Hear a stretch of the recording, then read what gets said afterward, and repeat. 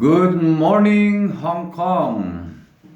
Good morning everyone sa mga nakaka-join dito sa ating New Life Fellowship Morning Prayer Devotion. Praise God! Hallelujah! Maraming salamat at narito tayo muli. Kaya lumapit muna tayo sa ating Panginoong Diyos upang tayo ay tulungan na maunawaan ang ating tatanggapin kanyang mga salita sa araw na ito. Lalong-lalo na ako, nabigyan ako ng spiritual knowledge and wisdom upang ito'y maihatid ko sa bawat isa sa atin ang message na ito na aking pinamagatang Overcoming Anxiety. Thank you, Lord Jesus, once again. We give this thanks, O God, hallelujah, Lord Jesus, at maraming salamat, Panginoon, sapagkat patuloy mo kaming ginagabayan, O God, hallelujah, sa pamamagitan ng iyong mga banal na salita, sa pamamagitan ng iyong Santong Espiritu, O God, hallelujah. Your Spirit of truth, O God, hallelujah. I ask thee, O God, hallelujah, to please guide each and every one of us, O God, hallelujah, Lord Jesus, that I may be able to impart thy truth to each and everyone, and that everyone, O God, hallelujah, may comprehend the teaching that we are about to receive from your word, the Bible, hallelujah, Lord Jesus, na makapag-aakay sa amin sa mga matuwid na paglilingkod sa iyo habang kami naglalakbay dito sa gitna ng magulo at madilim na sanlibutan. Maraming salamat at patuloy mo rin na mga ingatan ng bawat isa at bigyan ng pagkakataon ng bawat isa na makasama namin sa mga ganitong pag-aaral ng iyong mga salita. Ito ay aking dalangin, lahat ng kapurihan, kaluwalhatian ay para sa iyo lamang. Aming Panginoong Jesus, our Lord, our God. Amen, amen, and amen. Praise God. As I've said earlier, the title of our lesson for today is Overcoming Anxiety. Praise God. So, alam natin, my dear beloved brethren, that humanity or ang sangkatauhan has changed very little since biblical days. And in today's world, anxiety or yung kabalisaan is one of the most common problems we face. Ito'y kinakaharap natin sa araw-araw ng ating pamumuhay. And it often appears, kadalasan it appears in the form of a constant worry or labis na pag-aalala. Pero kung iisa-isahin natin, kung pag-aaralan natin ng lubusan, ang banal na aklat, makikita natin na ang salita ng Diyos has much to say about worry. Praise God. Tingnan natin ang ilan sa mga nasusulat sa banal na aklat. Sa Matthew 6, verse 34, ng New King James Version, it states, "Therefore, do not worry about tomorrow, for tomorrow will worry about its own things. Sufficient for the day is its own trouble."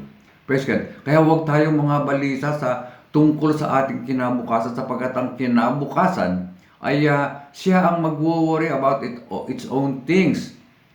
Sapat na para sa atin na malaman na ang worry o ang trouble ay siya rin ang to face its own trouble. Praise God. Kumbaga sa salita, pabayaan natin yung problema ang magproblema sa kanyang problema. Praise God. Praise God. Kaya sinasabi nga ng banal aklat, do not worry about tomorrow. Praise God. Anxiety, my dear beloved brethren, the woes of worry can interfere with a healthy lifestyle. Praise God.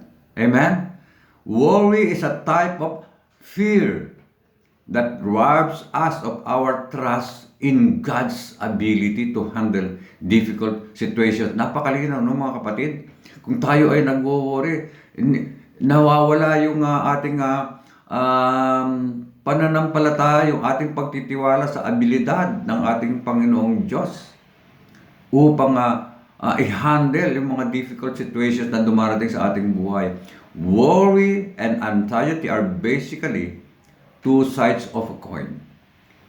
Worry can bring about an unhealthy level of stress when there is a lack of sleep, productivity, or a perception that life is out of control. Praise God. Nagiging nawawala yung ating kalusugan sa yung level of stress, no? Kapag nawawala, nababawasan tayo, kulang tayo sa tulog dahil sa pag-worry, kulang tayo sa productivity. At gayon din naman, yung ating iniisip na kaisipan na nagsasabing life is out of control. Ilan sa mga symptoms ng worry can include feelings of fear, obsessive thoughts, sleep disturbance, muscle tension and physical weakness, heart palpitations, and poor concentration. Hindi tayo makapag-concentrate ng maayos kapag lagi tayo nagwo-worry. If we worry excessively, we become prone to depressed moods, poor self-image, tired eyes, pati yung ating mga mata, makikita natin, no? Na para bang nangingitim yung palibot ng ating mga mata sa worry, and lack of motivation. Praise God. Worry clouds perspective, causing people to focus on themselves. Causing people to focus on themselves rather than on God.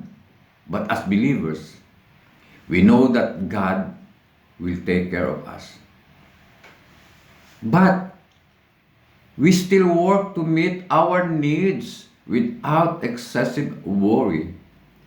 Ano ang sinabi ng ating Panginoong Jesucristo sa kanyang mga disciples gaya ng nasusulat sa Luke chapter 12 verses 22 and 23? Do not worry about your life, what you will eat, nor about your body, what will you put on. Life is more than food, and the body is more than clothing. Hindi lang natin dito maiisip, dapat isipin na ito pagkain na ito pagkain lang ng ating katawan. Pati pagkain ng ating kaluluwa, and the body is more than clothing. Praise God. Worry can thwart the work of the kingdom of God because it keeps us focused on the immediate. No? Prevent someone from doing what they are trying to do. Praise God. Ito nahahadlangan tayo na gawin ang dapat natin gawin. Though we are responsible to plan and work diligently, we can put our faith and trust in God's care. Hallelujah. The Bible says in Proverbs 12:25, anxiety in the heart of man causes depression, but a good word makes it glad. The New King James po yan. Basahin po natin sa Good News Translation. Worry can rob you of happiness, but kind words will cheer you up.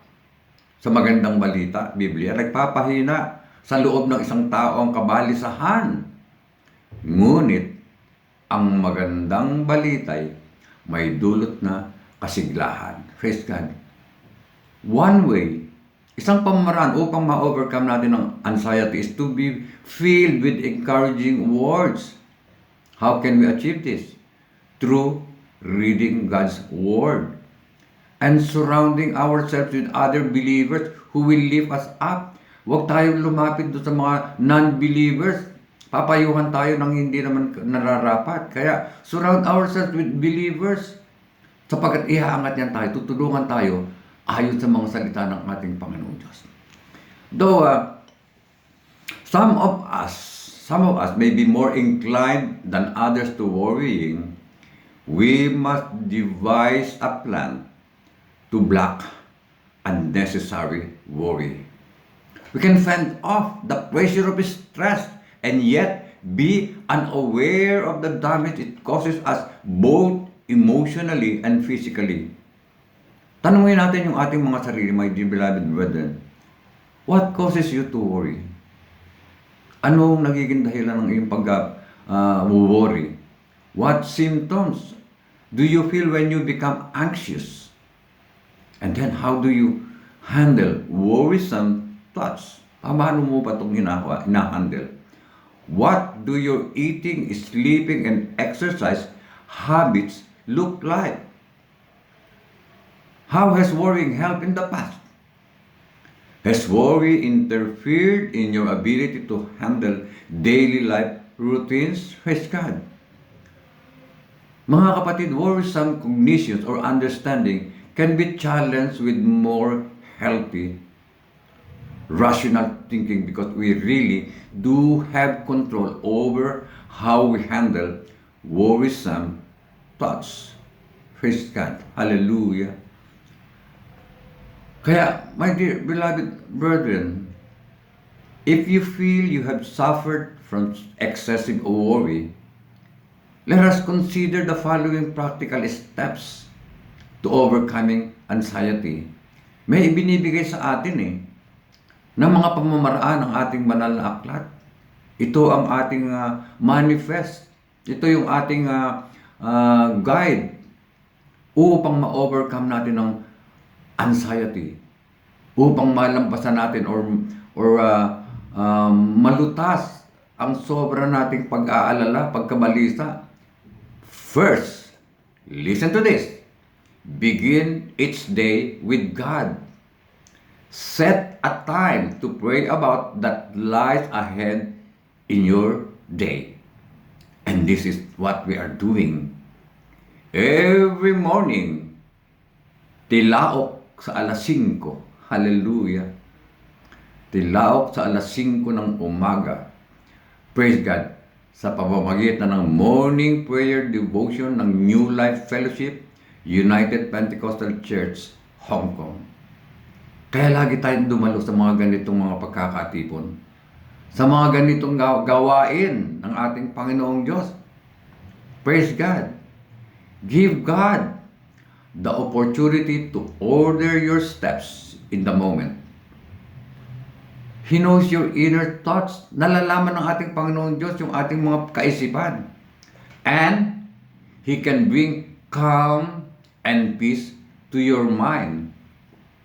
Pumili tayo ng mga passages sa Scripture that speak to the issues of worry, fear, and anxiety. Praise God. And then, the next step is to set boundaries. Lagyan natin ng hangganan. Realize that you will not please everyone all the time. Hindi natin magagawa yan na mag-please natin ng bawat isa. Learn to say no. Praise God. Set deadlines to make decisions rather than ruminating or thinking something carefully forever. Nag-ruminate na lang tayo habang panahon. Get facts and expert advice sa ating mga elders, ating mga pastors to prevent worrying unrealistically about a situation. Praise God.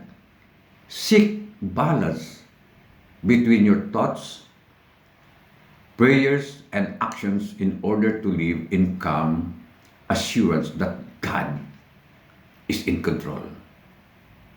Kapag patuloy tayong nananalig, sumasampalataya, at nagtitiwala sa ating Panginoong Diyos, God is in control. Siya ang dapat nating unang-unang lapitan, kaya naman maagang-maaga pa. Nakikita ng bawat isa sa atin na nakaka-join dito sa morning prayer devotion na maaga pa. Minsan nga nag-uunahan pa na siyang unang makapag-comment Praise God, doon makikita natin ang interest ng bawat isa. At gayon din ang kanilang yung ating pagkakataon. Give time. Praise God. The third step is to purposely begin thinking and operating diligently. Praise God. I-delegate natin yung mga ibang natin mga responsibilities. Lalong-lalo na tayo kung tayo yung mga elder, tayo ay pastor, minister of the gospel. I-delegate natin yung iba. Kagaya ng ginagawa namin dito, ako po ay nagtuturo din ng discipleship lessons and Bible college Praise God. Subalit, yung iba, kagaya sa discipleship lessons, yung mga naituro ko na, kumukuha rin ako ng ayon sa kalooban ng ating Panginoon Diyos na magturo naman din sa iba. Kagaya ng mga kapatiran natin dito ng mga Malagasy, kumuha rin ako yung ating interpreter dito from Madagascar, from English to Malagasy, siya naman ay nagtuturo rin ng mga naituro ko na sa kanila. Praise God. And then, give yourself permission to relax and to make mistakes. Hindi natin maiiwasan minsan na tayo nagkakamali eh. Eat, kumain tayo, sleep and exercise properly. Praise God. Kumain tayo, matulog tayo sa oras, at mag-exercise din tayo properly. Declutter.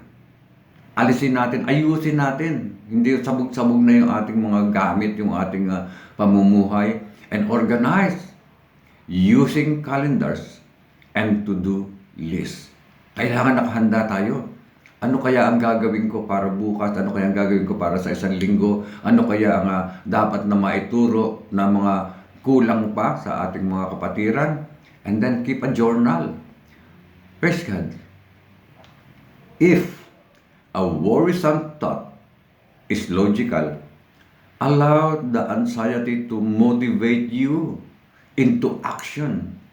Gawin natin na yung anxiety na yan ang mag-motivate sa atin upang tayo ay kumilos rather than just become debilitated.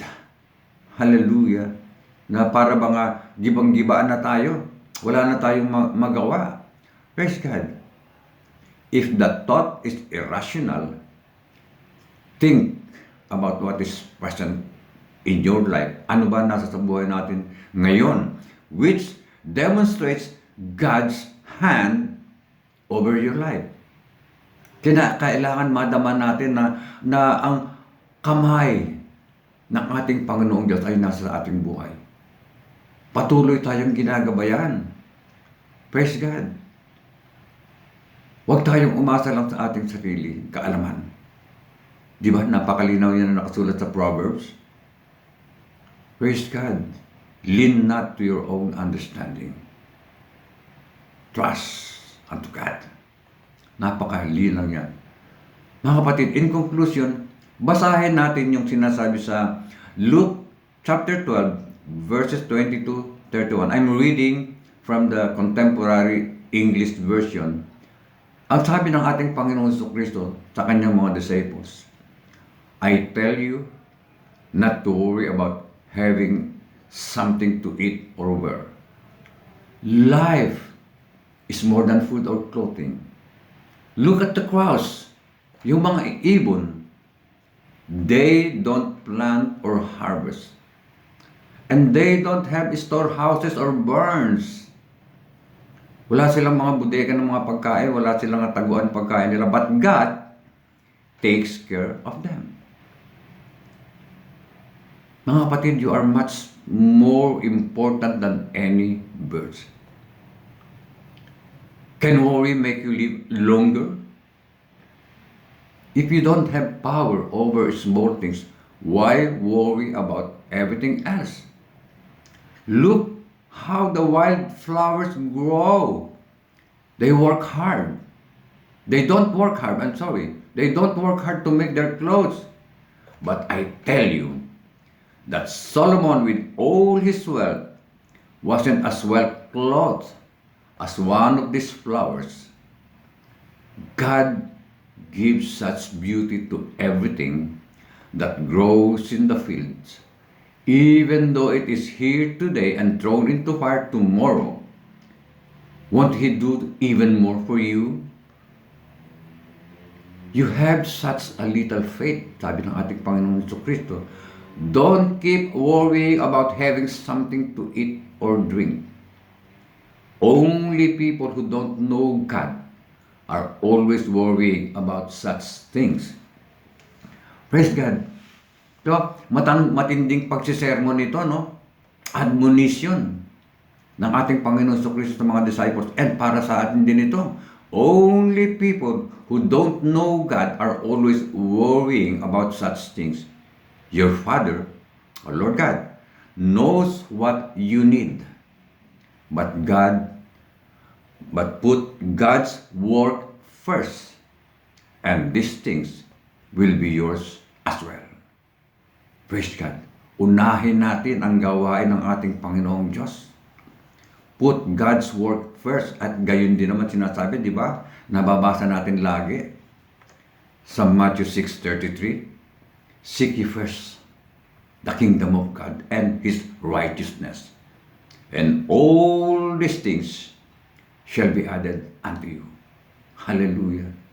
Kaya, my dear brothers and sisters, yes, alam natin na sa mga panahon na ito, talaga nakaka-worry, no? Nakakapagbigay ng kabalisan sa atin ng mga pangyayari. Kahirapan dito sa mundo. Gulo dito, gulo doon. Lahat ng mga iyan ay may katapusan. Lalong-lalo na kung tayo ay aasa sa ating Panginoong Diyos, anumang suliranin ay kaya niyang lutasin. Sa Kanya tayo sumampalataya, sa Kanya tayo umasa, anuman ang dumating sa ating buhay. Pray until something happen. Praise God. Lagi tayong dumalo sa ganitong gawain. Morning prayer devotion ng New Life Fellowship, United Pentecostal Church International, Hong Kong. With Pastor Bobby Librado, Sister Cynthia, lahat ng mga pastors, lahat ng mga elders na nakakasama natin at nariringgan natin ng mga pag-aaral ng salita ng ating Panginoon Diyos, lahat ng umaakay sa atin, huwag nating aksayahin, mga kapatid, ang ganitong mga pagkakataon. Praise God. At patuloy tayo na mag-invite ng iba pa nating mga kapatiran, kahit na yung ating mga kamag-anak na hindi pa natin kapanampalataya, na makinig, join this kind of holy endeavor na ating tinatanggap every morning. Maraming salamat sa inyong pagdalo, sa inyong pakikinig sa ating mga aralin ngayon, overcoming anxiety and how to solve these problems, anxiety.